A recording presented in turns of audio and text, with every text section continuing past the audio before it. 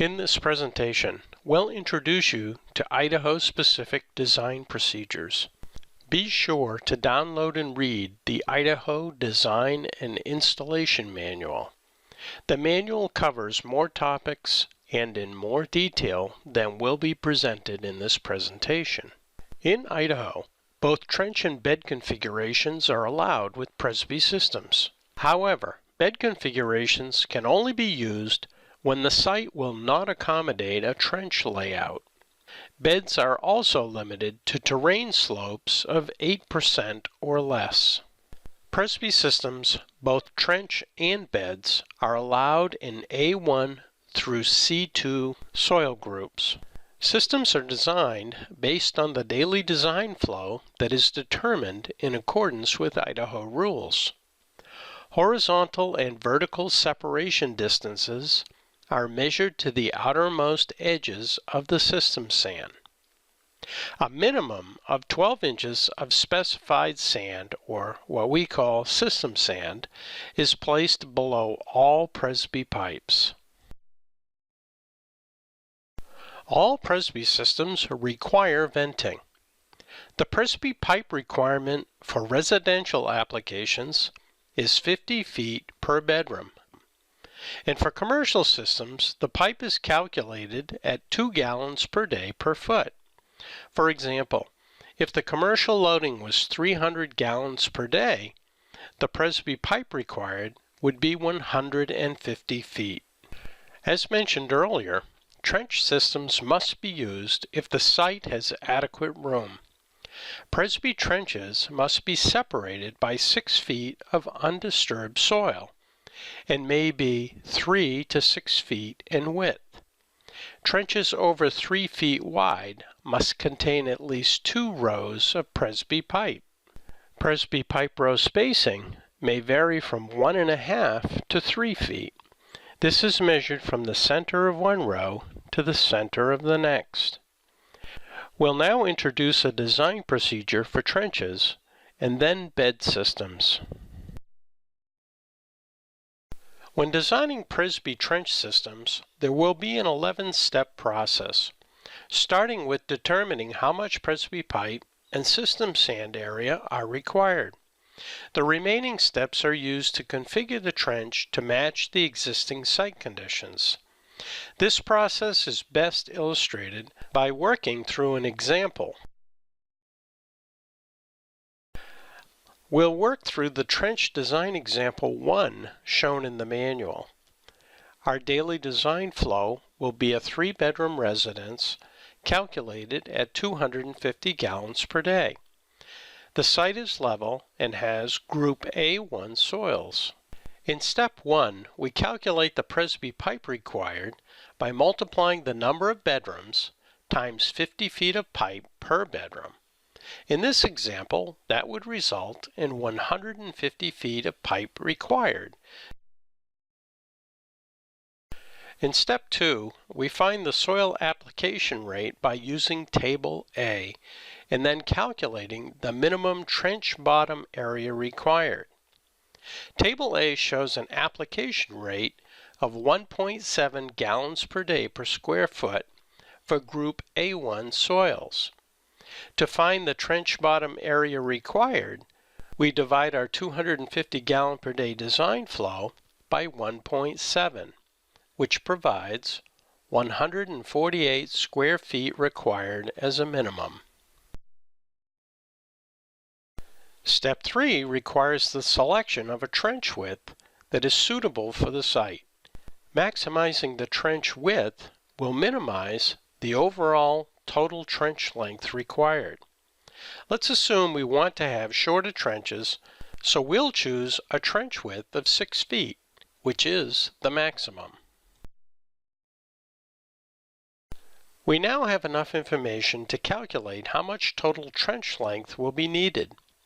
We do this by dividing the 148 square feet of sand area that was required from step 2 by the 6-foot trench width that we chose from the last step. This will equal 24.7 feet.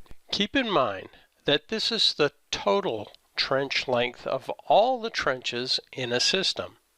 You can see from this example that we will only need a single trench 24.7 feet long. But we're getting ahead of ourselves. So we'll also need to verify that we can fit all the required Presby pipe in this trench. It will often be necessary to use more trench length than is required by the soil's application rate because we must also use at least the minimum Presby pipe required from step 1. As we just discussed, we must select a trench length that will use all the required Presby pipe, which is 150 feet in this example. Let's select a trench length of 52 feet, which will allow the Presby row lengths to be 50 feet. In step 6, we determine how many trenches are needed at the length just specified. In this example, we can see that a single trench is all that is required. Step 7 calculates the Presby pipe's row length. This is found by subtracting 2 feet from the chosen trench length from step 5. This allows 12 inches of system sand to be placed beyond the ends of all the rows. In this example, our final row length works out to be 50 feet. In step 8, we calculate how much Presby pipe is required per trench. We've already sized our trench length to allow for 150 feet of pipe in a single trench. But with large daily flows and large amounts of pipe, it will be necessary to have multiple trenches and perform this calculation. This step requires we divide the total pipe required by the number of trenches used. In step 9, we find the number of Presby pipe rows per trench. With our example, we already know that there will be 3 rows in a single trench. But the method to confirm this is by dividing our 150 feet of pipe by the 50-foot row length selected earlier. Now it's time to calculate the row spacing and verify that it will all fit in our single trench. You'll remember that row spacing must be no less than 1.5 feet and no more than 3 feet. You must also make sure that there is at least 12 inches of sand surrounding the entire perimeter of all the rows. Let's start by assuming the minimum row spacing of 1.5 feet. This will result in a pipe layout width of 4 feet. The pipe layout width is the distance from the outside edges of the outer rows. Use Table B in the manual if you don't wish to calculate this manually. In step 11, we confirm that the trench width needed to cover all the rows isn't wider than the width selected in step 3. We calculate this by using the pipe layout width from step 10 and add 2 feet. In this example, that results in a minimum trench width of 6 feet, which is what we selected in step number 3. So no adjustment to the trench design is needed. This is an illustration of the trench design we just completed.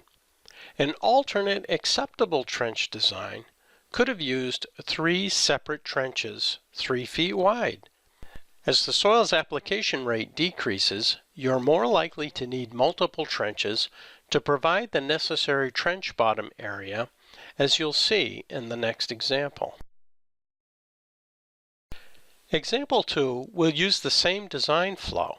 However, the soils are C2, which will have a much lower application rate, resulting in more sand area being required.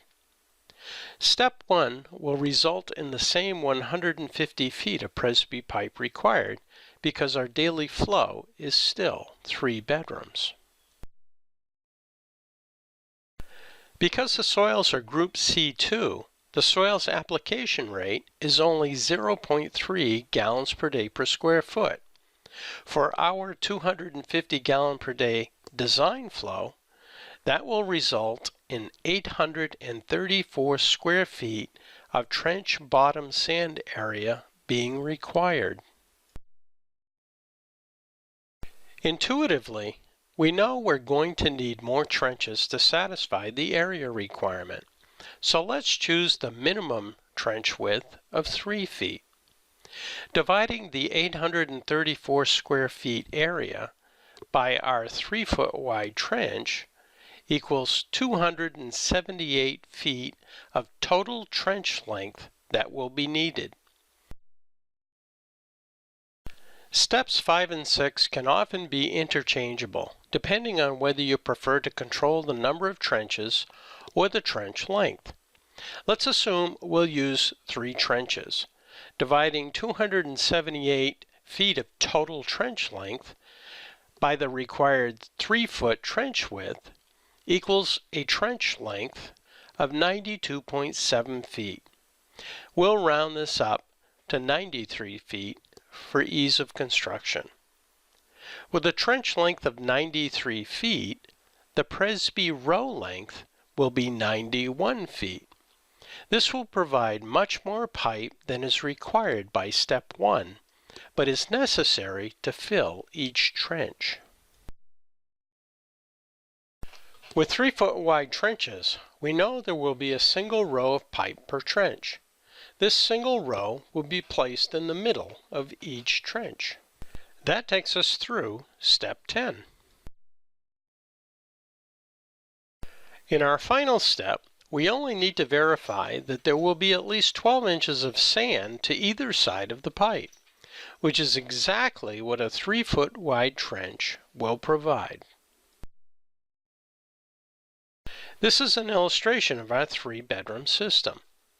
Alternate designs could have used more trenches, but would likely have required more Presby pipe.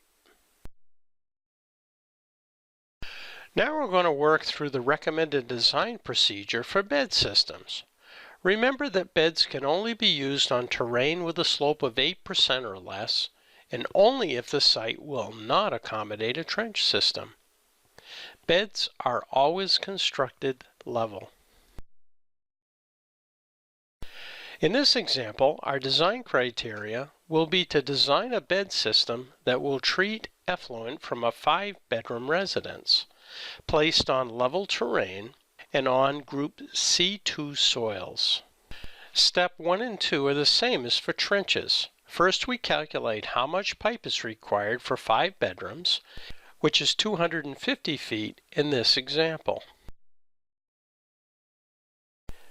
Table A shows a soil application rate of 0.3 gallons per day per square foot for soil group C2. This will require 1,167 square feet of bed bottom area for our 5-bedroom daily flow. Step 3 is used to determine how many serial sections are required.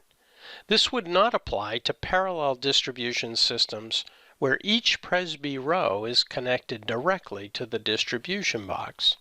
A serial section is required for every 750 gallons per day of design flow. Our system is well below this limit, so only a single serial section is needed.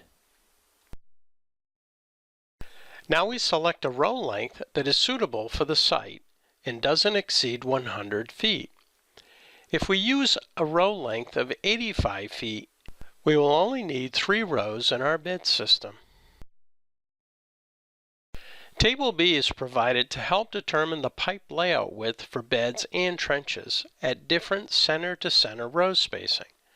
We'll start our bed design using the minimum row spacing of 1.5 feet. This will provide a pipe layout width of 4 feet when using 3 rows.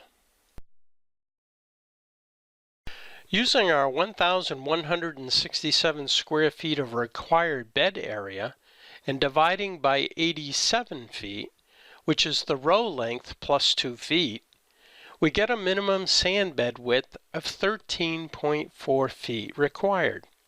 We'll round this up to 13.5 feet for ease of construction. Now we need to verify that we have enough sand bed width to cover all the Presby rows. The minimum sand bed width needed to cover the rows is the 4-foot pipe layout width plus 2 feet, which equals 6 feet. This is much less than the sand bed width needed to satisfy the sand bed area. If we increase the row spacing to 3 feet, which is the maximum, and add one additional row, the new pipe layout width increases to 10 feet. This will place the outer edges of the sand bed 1.75 feet from the outermost edges of the row, which is less than the 3-foot maximum allowed. We've now completed our bed design. In step 8, we need to verify that the distance from the outermost edge of the sand bed to the outermost edge of the Presby pipe is 3 feet or less. Subtracting our 10-foot pipe layout width from our 13.5-foot sand bed width, then dividing by 2, results in a distance of 1.75 feet, which is well below the 3-foot limit. No further changes to the design are necessary. This illustration of our example shows how much narrower overall a bed system is compared to a trench system, with a 6-foot separation between each trench.